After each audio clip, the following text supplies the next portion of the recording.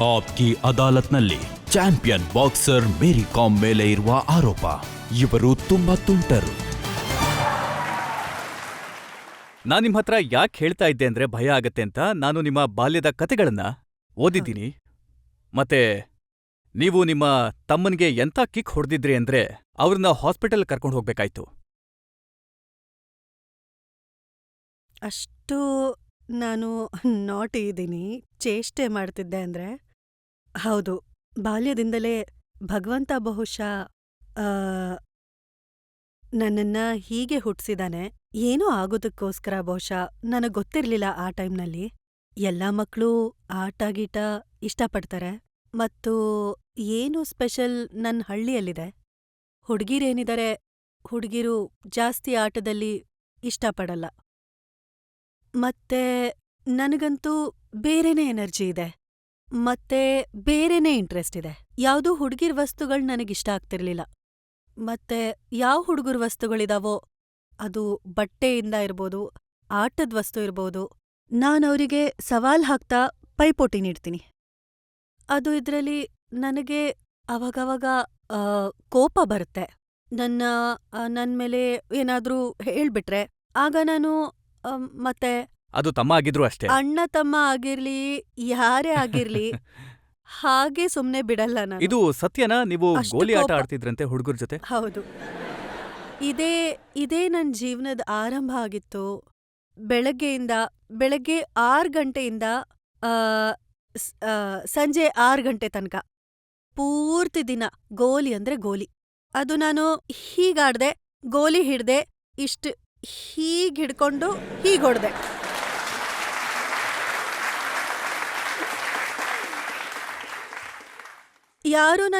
ಯಾರೂ ಸೋಲ್ಸೋಕೆ ಆಗ್ಲಿಲ್ಲ. ಮತ್ತೆ ಇದೇ ಅವ್ರಿಗೆ ದುಃಖ ಆಗಿತ್ತು. ಹುಡುಗ್ರು ಇದಾರಲ್ಲ, ಬಾಲ್ಯದಿಂದಲೇ ಎಷ್ಟು ಗೋಲಿ ಆಡ್ತಾರೆ, ಎಷ್ಟು ದೂರದಿಂದ ನಾನು ಹೊಡಿತೀನಿ ಅಲ್ವಾ. ಹತ್ರ ಇದ್ರೆ ಸ್ವಲ್ಪ ಹೀಗೆ ಸ್ಟ್ರಾಂಗ್ ಕೂಡ ಇರಲ್ಲ, ನಿಶಾನೆ ಕೂಡ ಏನೂ ಇರಲ್ಲ. ಇಷ್ಟು ದೂರದಲ್ಲಿ ಕೂಡ ಹೀಗೆ ಹೀಗೆ ಮುಚ್ಕೊಂಡು ಹೀಗ್ ಹೊಡೆಯೋದು. ಮತ್ತೆ ಇಷ್ಟು ನನ್ನ ಟಾರ್ಗೆಟ್ ಇರ್ಲಿಲ್ಲ. ಯಾರೂ ಸೋಲ್ಸೋಕಾಗ್ಲಿಲ್ಲ. ನೀವು ಮರದ ಮೇಲೆ ಹತ್ ಬಿಡ್ತಿದ್ರಂತೆ, ಹೌದು. ಮತ್ತೆ ಹಾವು ಹಿಡಿತಾ ಇದ್ರಂತೆ. ಭಗವಂತ ಸರ್, ನನ್ ಗುಟ್ಟು ರಟ್ಟು ಮಾಡ್ಬಿಡ್ರಿ ನೀವು. ನಾನು ಮರದ ಮೇಲೂ ಹತ್ತುತ್ತೀನಿ, ಮತ್ತೆ ಹಾವು ಕೂಡ ಹಿಡ್ಕೊಂಡು. ಬಾಲ್ಯದಿಂದ ನಂದು ಅದಿದೆ. ಹಾವು ನಮ್ಮೇಲೆ ಅಟ್ಯಾಕ್ ಮಾಡ್ಬಿಡತ್ತೆ. ಅದನ್ನ ಮತ್ತೆ ಸಾಯಿಸ್ಬೇಕಾಯ್ತು ನನ್ ಜೀವ ಉಳ್ಸ್ಕೊಳ್ಳೋಕೆ. ಮತ್ತೆ ಒಂದಿನ ಅಂತೂ ರಾತ್ರಿಯಲ್ಲಿ ನಾನು ರಾತ್ರಿ ಚರ್ಚಿಗ್ ಹೋಗಿದ್ದೆ. ಮತ್ತೆ ಅಲ್ಲಿಂದ ವಾಪಸ್ ಬರುವಾಗ ನನ್ ಮುಂದೆ ತುಂಬಾ ದೊಡ್ಡ ಹಾವು ಹೀಗೆ ಕ್ರಾಸ್ ಮಾಡ್ತು. ಎಷ್ಟು ಭಯ ಆಯ್ತು. ಮತ್ತೆ ನನಗೆ ಆವಾಗಿಂದ ಮತ್ತೆ ಹಾವನ್ ಕಂಡ್ರೆ ಹಾವಿಗ್ ಆಗಲ್ಲ. ಭಯ ಆಯ್ತಾ ಅಥವಾ ನಿಮಗ್ ಭಯ ಆಯ್ತಾ?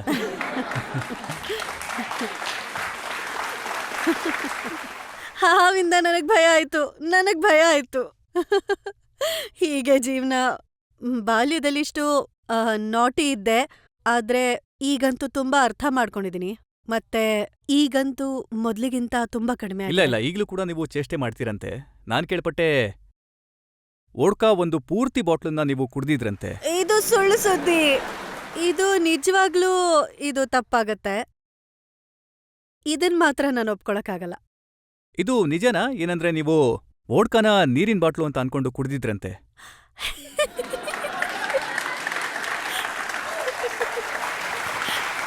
ಅಯ್ಯೋ ಭಗವಂತ.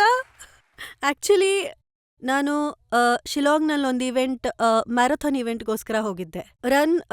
ರನ್ ಮಾಡಿದ್ಮೇಲೆ ರೂಮಿಗೆ ಬಂದೆ. ಮತ್ತೆ ನನಗೆ ಬಾಯಾರಿಕೆ ಆಗ್ತಾ ಇತ್ತು. ಅಲ್ಲೊಂದ್ ಬಾಟಲ್ ಇತ್ತು. ಅದೇನೋ ಏನೋ ಹೇಳ್ತಾರಲ್ಲ, ಅದು ಏನೋ ಇದೆ ಅಲ್ವಾ. ಓಡ್ಕಾ ಒಂದು ಬಾಟಲ್ ಇತ್ತು, ಹೀಗೆ ವಿಸಿಬಲ್ ಇರ್ಲಿಲ್ಲ. ಅದು ನನ್ಗೆ- ಟ್ರಾನ್ಸ್ಪರೆಂಟ್ ಹಾ, ಆಗಿರುತ್ತೆ, ನೀರಿನ ತರ ಟ್ರಾನ್ಸ್- ಕಾಣಿಸುತ್ತೆ. ಅದು ಅಲ್ಲ. ಒಂದು ಬಾಟಲ್ ಇತ್ತು, ಹೋಟೆಲ್ನಲ್ಲೂ ಹೀಗಿಟ್ಟಿದ್ರು. ಕಾಪರ್ದಾಗಿತ್ತು ಅದು. ಹಾ, ಮತ್ತೆ ಅದ್ರಲ್ಲಿ ನಾನು ಅದನ್ನ ಎತ್ತಿದೆ. ಬಹುಶಃ ನನಗೆ ಅದು ಅನ್ನಿಸ್ತು ನೀರಿರ್ಬೇಕು ಅಂತ. ಮೋಸ್ಟ್ಲಿ ಬಾಟಲ್ನಲ್ಲಿ ನೀರು ರಾತ್ರಿ ಇಟ್ಕೊಂಡು ಬೆಳಗ್ಗೆ ಕುಡಿಯೋದ್ರಿಂದ ನಮ್ ಹೆಲ್ತ್ಗೆ ಒಳ್ಳೇದು ಅಂತ ಹೇಳಿದ್ನಲ್ಲ. ಹ್ಮ್ ಸತ್ಯನೋ ಸುಳ್ಳೋ ನನಗ್ ಗೊತ್ತಿರ್ಲಿಲ್ಲ. ಹಾ, ಅದಕ್ಕೆ ನಾನು ಆ ಬಾಟಲ್ ನೋಡ್ದೆ. ನಾನ್ ಅದನ್ನೇನು ಓದ್ಲಿಲ್ಲ. ಮತ್ತೆ ನಾನ್ ದಿಢೀರಂತ ಬಾಯ್ ತೆಗ್ದೆ. ಬಹುಶಃ ನಾನು ಹೀಗೆ ಬಾಯಿಗೆ ಬಾಟಲ್ ಹಾಕಿದ್ರೆ ನನಗೆ ಸ್ಮೆಲ್ ಬಂದಿರೋದು ಗೊತ್ತಾಗಿರೋದು. ಆದ್ರೆ ನಾನು ಹೀಗ್ ಗಡಿಬಿಡಿಯಲ್ಲಿ ಹೀಗ್ ತೆಗ್ದೆ, ಹೀಗ್ ಕುಡ್ದೆ. ಅರ್ಧ ಅಂತೂ ಒಳಗೊಟ್ಟೋಯ್ತು.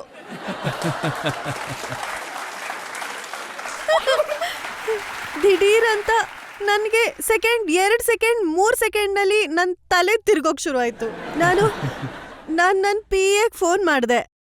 ನಂಗೇನೋ ಆಗ್ತಾ ಇದೆ, ನಾನು ಪ್ರೈಸ್ ಕೂಡ ಕೊಡ್ಬೇಕು, ಡಿಸ್ಟ್ರಿಬ್ಯೂಷನ್ ಮಾಡ್ಬೇಕು.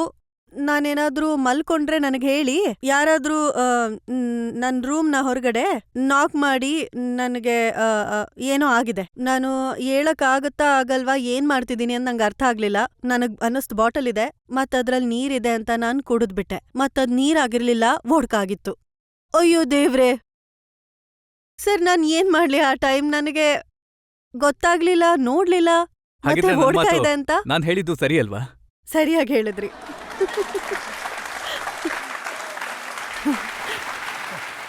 ಭಗವಂತ, ಇನ್ನೊಂದು ರೀಸೆಂಟ್ ಚೇಷ್ಟೆ ಹೇಳೋದಕ್ಕೆ ಇಷ್ಟಪಡ್ತೀನಿ. ಹೇಳಿ. ನೀವು ಎಷ್ಟು ಸ್ಪೀಡಾಗಿ ಗಾಡಿ ಓಡಿಸಿದ್ರಿ ಅಂದ್ರೆ ಪೊಲೀಸ್ನವರ ಗಾಡಿಗಳು ನಿಮ್ಮ ಹಿಂದೆ ಬಿದ್ದಿದ್ವು.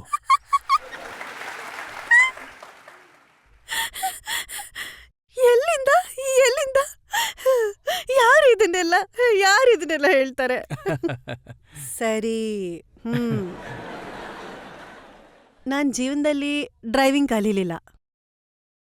ಡೈರೆಕ್ಟ್ ನಾನ್ ಮಣಿಪುರದಲ್ಲಿ ಕೂಡ ನನ್ನ ಹತ್ರ 2-3 ಲಕ್ಸುರಿ ಕಾರ್ ಇಲ್ಲ. ಆದ್ರೂ ಕೂಡ 1-2 ಕಾರಿವೆ. ಅವುಗಳನ್ನ ಯಾವತ್ತೂ ಮುಟ್ಟಿಲ್ಲ ನಾನು. ದೆಹಲಿಯಲ್ಲಿ ಯಾವಾಗ ನಾನು ಮೆಂಬರ್ ಆಫ್ ಪಾರ್ಲಿಮೆಂಟ್ ಆದೆ, ನಾವಾವಾಗ ಬಂಗ್ಲೋ ಅಲ್ಲಿ ಇದ್ವಿ. ಮತ್ತೆ ಕೆಲವೊಮ್ಮೆ ಡ್ರೈವರ್ ಬರೋದೇ ಇಲ್ಲ.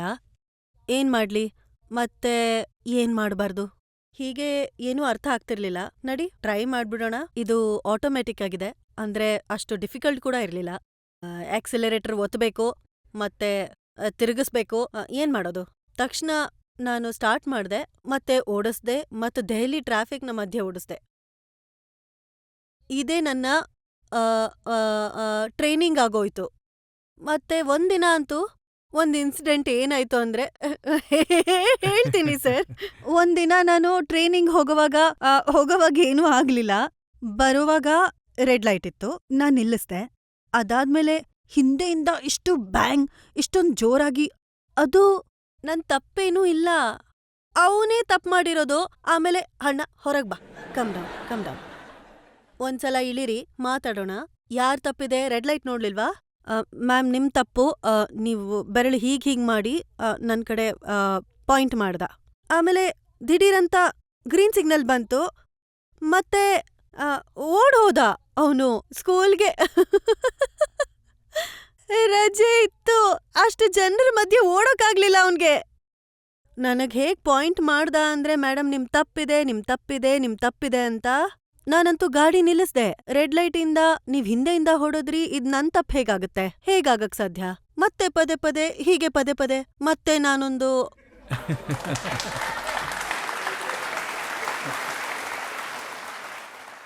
ನಾನು ಅದ್ ಕೈ ಎತ್ತೇ ಬಿಟ್ಟೆ. ಆ ಕೋಪ ಕಂಟ್ರೋಲ್ ಮಾಡ್ಕೊಳಕ್ಕಾಗ್ಲಿಲ್ಲ. ನನ್ ತಪ್ಪಿಲ್ಲ ಅಂದ್ರೆ ಮತ್ತೆ ಪದೇ ನನ್ ತಪ್ಪು ಅಂದ್ರೆ ಮತ್ತೆ ನಾನ್ ಹೀಗೆ ಒಂದ್ ಪಂಚ್ ಹೊಡ್ದೆ. ಅದು ತಪ್ಪಿ ನನ್ ಸ್ವಲ್ಪ ಉಗ್ರಿಂದ ಇಲ್ಲಿ ಹೀಗೆ ಸ್ಕ್ರಾಚ್ ಆಯ್ತು. ಎಷ್ಟು ಬ್ಲೀಡಿಂಗ್ ಆಯ್ತು ಅಂದ್ರೆ ಸತ್ತೇ ಹೋಗ್ತಾನೆ ಅನ್ನೋ ಹಾಗೆ ಆಕ್ಟಿಂಗ್ ಮಾಡ್ಬಿಟ್ಟ. ಮತ್ತೆ ಆಮೇಲೊಬ್ಬ ಸೆಕ್ಯೂರಿಟಿ ಗಾರ್ಡ್ ಇದಾನೆ. ಮೇಡಮ್ ಏನಾಯ್ತು ಹೀಗೆ ನಾನ್ ಹೇಳ್ದೆ. ಮತ್ತೆ ಆಮೇಲೆ ನಾವೇ ಪೊಲೀಸಿಗೆ ಒಪ್ಸಿದ್ವಿ.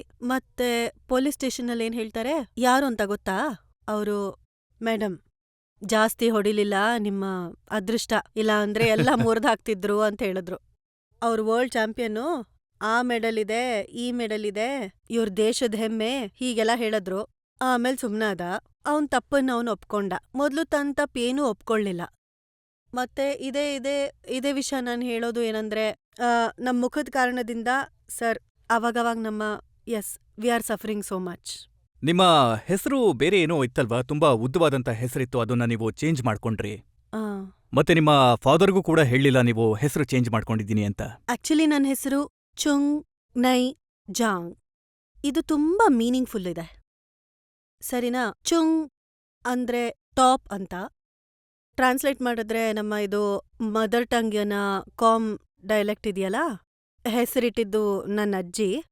ಮತ್ತೆ ಚುಂಗ್ ಅಂದ್ರೆ ಟಾಪ್, ನೈ ಅಂದ್ರೆ ರಿಚ್, ಜಾಂಗ್ ಅಂದ್ರೆ ಫಾಸ್ಟೆಸ್ಟ್.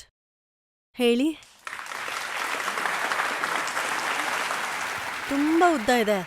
ನಾನು ಶಾರ್ಟ್ ಮಾಡಿದೆ MC ಮಾಡಿ. ಮತ್ತು ಮೇರಿ ಅಂದ್ರೆ ಇನ್ ದ ಸೆನ್ಸ್ ನಾನು ಕ್ರಿಶ್ಚಿಯನ್ನು, ಮತ್ತೆ ಇದು ಈಸಿಲಿ ಪ್ರೊನೌನ್ಸ್ ಆಗುತ್ತೆ ಮತ್ತೆ ರೆಕಗ್ನೈಸ್ ಆಗುತ್ತೆ. ಮತ್ತೆ ಇದು ನಾನು ಮೇರಿ, ನಾನೇ ನನ್ನ ಹೆಸರಿಟ್ಕೊಂಡೆ. ಸೊ MC ಮೇರಿ ಕಾಮ್. ಒಳ್ಳೇದಾಯ್ತು ನೀವು ಸುಲಭವಾದಂತ ಹೆಸರನ್ನ ಇಟ್ಕೊಂಡ್ರಿ, ಇಲ್ಲಾಂದ್ರೆ ಪದೇ ಪದೇ ನಿಮ್ಮ ಹೆಸರು ಹೇಳೋದಕ್ಕೆ ನಂಗೆ ತುಂಬಾ ಕಷ್ಟ ಆಗೋದು. ಜನಗಳಿಂದ ಯಾರಾದ್ರೂ ಪ್ರಶ್ನೆ ಕೇಳ್ತೀರಾ? ಈ ನಾರ್ತ್ ಈಸ್ಟ್ ಜನರನ್ನ ಯಾವಾಗ್ಲೂ ಮೋಮೋ, ಚೈನೀಸ್ ಅಥವಾ ಮತ್ತೆ ಚಿಂಕಿ ಅಂತ ಅವ್ರನ್ನ ಕರೀತಾರೆ. ನೀವು ಅದನ್ನೆಲ್ಲ ಫೇಸ್ ಮಾಡಿದೀರಾ? ಅದನ್ ಕೂಡ ಫೇಸ್ ಮಾಡಿದೀನಿ ನಾನು ಶುರುನಲ್ಲಿ. Obviously my face must be look like Chinese or Philippine, Thailand, may be Asian look may be. ಮತ್ತೆ but my heart, my soul is Indian. I respect all the religion and I never, ನಾನು religion ವಿಷಯದಲ್ಲಿ ಏನೂ ತಪ್ಪು ಮಾತಾಡೋದಿಲ್ಲ. We are human. ಒಬ್ರಿಗಿನ್ನೊಬ್ರು ಪ್ರೀತ್ಸಲ್ಲ, ಒಬ್ರಿಗೊಬ್ರು respect ಕೊಡಲ್ಲ, ಒಬ್ರಿಗೊಬ್ರು ಸಪೋರ್ಟ್ ಮಾಡ್ದಿದ್ರೆ, ಇನ್ನೊಬ್ರ ಜೊತೆ ಯೂನಿಟಿ ಇಲ್ದಿದ್ರೆ ಹೇಗೆ ನಮ್ ಇಂಡಿಯಾ ಮುಂದುವರಿಯಕ್ ಸಾಧ್ಯ? ಒಂದು ಮಾತನ್ನ ನಿಮ್ಗೆ ಹೇಳೋದಕ್ಕೆ ಇಷ್ಟಪಡ್ತೀನಿ ಮೇರಿ. 6 ಸಲ ವರ್ಲ್ಡ್ ಚಾಂಪಿಯನ್ ಆದ್ಮೇಲೆ ನಿಮ್ಮ ಫೇಸ್ ಏನಿದೆಯಲ್ಲ, ಇದು ಇಂಡಿಯಾದ face, Indian face. Thank you. ಮತ್ತೆ ಎಷ್ಟು ಜನರು ನಮ್ಮ ಅಣ್ಣ ತಂಗಿಯರು ಏನ್ ನಾರ್ತ್ ಈಸ್ಟಿಂದ ಬರ್ತಾರೋ ಅವರು ನಿಮ್ಮನ್ನ ಐಡಲ್ ಅಂತ ಭಾವಿಸ್ತಾರೆ. ಇಡೀ ದೇಶ ನಿಮ್ಮನ್ನ ಐಡಲ್ ಅಂತ ಭಾವಿಸಿದೆ. ನೀವೇನ್ ಕೆಲಸ ಮಾಡಿದ್ದೀರಲ್ಲ, ಇದು ದೇಶವನ್ನ ಒಂದು ಮಾಡೋ ಕೆಲಸ ಮಾಡಿದ್ದೀರಾ. ಇದರಲ್ಲಿ ನಿಮ್ಮ ಕಾಂಟ್ರಿಬ್ಯೂಷನ್ ತುಂಬಾ ಇದೆ. Thank you. ಆದ್ರೆ ನಿಮ್ಗೆ ಓದೋದು ಅಂದ್ರೆ ಇಷ್ಟನೇ ಇರ್ಲಿಲ್ಲ ಅಲ್ಲ?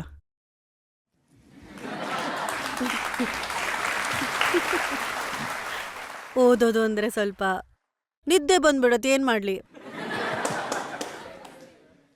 ಬುಕ್ ಹೀಗ್ ಬಂದ್ರೆ ಮತ್ತೆ ನನ್ ಕಣ್ಣು ಹೀಗೆ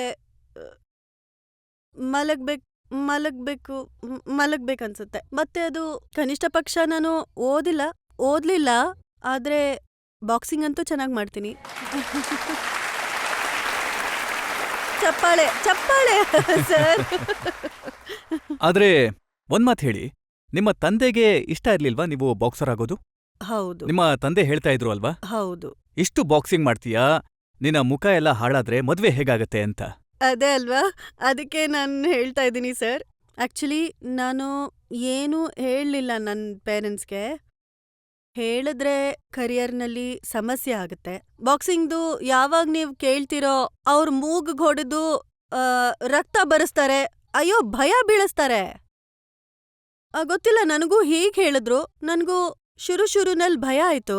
ಮತ್ತೆ ಹೇಗೆ ಮೂಗಿಗೆ ಹೊಡಿತಾರೆ ಬಲ್ವಂತವಾಗಿ? ಹಾ, ಈಗ ನೀವಂತೂ ಒಂದ್ ಬಾಯಿನೇ ಹೊಡೆದ್ಬಿಡ್ತೀರಾ. ಮೂಗು ಬಾಯಿಗೆ ಸೇರಿಸಿ ಒಂದೇ ಪಂಚ್ ಬಿತ್ತು ಅಷ್ಟೇ, ಕಥೆ ಮುಗೀತು. ಅವಾಗ ಏಟ್ ಬಿದ್ರೆ ನಾನು ಏನ್ ಯೋಚನೆ ಮಾಡ್ತೀನಿ ನನ್ನ ಬಗ್ಗೆ? ದುಡ್ಡು ಯಾರು ಖರ್ಚು ಮಾಡ್ತಾರೆ? ಯಾಕಂದ್ರೆ ಎಷ್ಟು ನಮ್ಮ ಮನೇಲಿ ಫ್ಯಾಮಿಲಿ ಇದೆ. ವೆರಿ ಹಂಬಲ್ ಬ್ಯಾಕ್ಗ್ರೌಂಡಿಂದ ಬಂದಿದ್ದೀನಿ ನಾನು.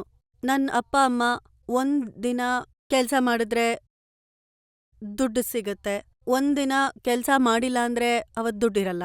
ಮತ್ತೆ ನಾವು ಈ ರೀತಿ ಜೀವನ ಮಾಡಿದೀವಿ.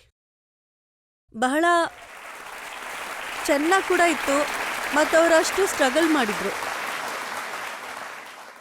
ಇದು ಬಹಳ ಇನ್ಸ್ಪೈರ್ ಮಾಡುತ್ತೆ ಜನರಿಗೆ. ಯಾರು ಗುಡಿಸ್ನಲ್ಲಿರ್ತಾರೆ, ಯಾರು ಬಡವರಿರ್ತಾರೆ, ಅವ್ರಿಗೂ ಹೀಗೆ ಅನ್ಸುತ್ತೆ ಒಂದ್ ವೇಳೆ ಪ್ರಯತ್ನ ಮಾಡಿದ್ರೆ, ಧೈರ್ಯ ಮಾಡಿದ್ರೆ, ಆಗ ಮೇರಿ ಕೋಮ್ ರೀತಿ ದೊಡ್ಡ ವ್ಯಕ್ತಿ ಆಗ್ಬಹುದು ನಾವು ಕೂಡ ಅಂತ. ಖಂಡಿತ ಖಂಡಿತ. ಎಲ್ಲಿ ತನಕ ಧೈರ್ಯ ಸೋಲಲ್ವೋ ಅಲ್ಲಿ ತನಕ ಮುಂದೆ ಏನೇ ಡಿಫಿಕಲ್ಟಿ ಬಂದ್ರೂ ನಾವು ಅದನ್ನ ಎದುರಿಸ್ಬೇಕಾಗತ್ತೆ. ಹಾಗಾಗಿ ನಂದೊಂದಿತ್ತು, ನನ್ನ ವಿಲ್ ಪವರ್. ಇದ್ಯಾರ ಹತ್ರ ಇರುತ್ತೋ ಇಲ್ವೋ ನನಗ್ ಗೊತ್ತಿಲ್ಲ, ಆದ್ರೆ ಭಗವಂತ ನನಗ್ ವಿಲ್ ಪವರ್ ಕೊಟ್ಟಿದ್ದಾನಲ್ವಾ, ಬಹಳ ಡಬಲ್ ಲೆವೆಲ್, ಟ್ರಿಪಲ್ ಲೆವೆಲ್ ರೀತಿ. ಮತ್ತೆ ಮೆಂಟಲಿ ಇದು ಇದೆರಡೂ, ಇದು ಸ್ಟ್ರಾಂಗ್ ಮತ್ತೆ ಇದು ಸ್ಟ್ರಾಂಗ್. ಇದಿದ್ರೆ ಯಾರೂ ನಿಮ್ಮನ್ನ ಸೋಲ್ಸೋಕ್ಕಾಗಲ್ಲ. ಜನ ಇಷ್ಟು ಸೋಷಿಯಲ್ ಮೀಡಿಯಾದಲ್ಲಿ ಏನೇನೋ ಮಾಡ್ತಾರೆ, ಟ್ರೋಲ್. ಈಗ ಪ್ರೈಮ್ ಮಿನಿಸ್ಟರ್ಗೂ ಕೂಡ ಮಾಡ್ತಾರಲ್ವಾ, ಎಲ್ ಬಿಡ್ತಾರೆ? ನೀವ್ ಹೇಳ್ತಾ ಇದ್ದೀರಾ ನೆಗೆಟಿವ್ ವಿಷಯಗಳನ್ನ ಜನರು ಮಾತಾಡ್ತಾರಲ್ಲ, ಅದ್ರ ಬಗ್ಗೆ ತಲೆ ಕೆಡಿಸ್ಕೋಬಾರ್ದು. ಮೆಂಟಲಿ ಸ್ಟ್ರಾಂಗ್ ಆಗಿರ್ಬೇಕು, ಮತ್ತೆ ನಮ್ಮ ಕೆಲಸನ ಮಾಡ್ತಾ ಇರ್ಬೇಕು. ಹೌದು. ನಮ್ಮ ಫೋಕಸ್ ಇರ್ಬೇಕು. ಎಲ್ಲಿ ತನಕ ನೀವು ಅಚೀವ್ ಮಾಡಲ್ವೋ, ಅಚೀವ್ ಮಾಡದ್ಮೇಲೆ ಪ್ರೂಫ್ ಮಾಡೋ ಮತ್ತೆ ಅವಶ್ಯಕತೆ ತಂದೆ ಗೊತ್ತಾಗ್ಬಾರ್ದು ಅಲ್ವಾ? ಇಲ್ಲ. ಆಮೇಲೆ ಗೊತ್ತಾಯ್ತು, ಹಿಡ್ಕೊಂಡ್ರು, ಮುಚ್ಚಿಡೋಕಾಗ್ಲಿಲ್ಲ. ಯಾಕಂದ್ರೆ 1 ವರ್ಷದ ಒಳಗಡೆ ಎಲ್ಲ ನನ್ ಕೈಗೆ ಸಿಕ್ಬಿಡ್ತು ಮೆಡಲ್.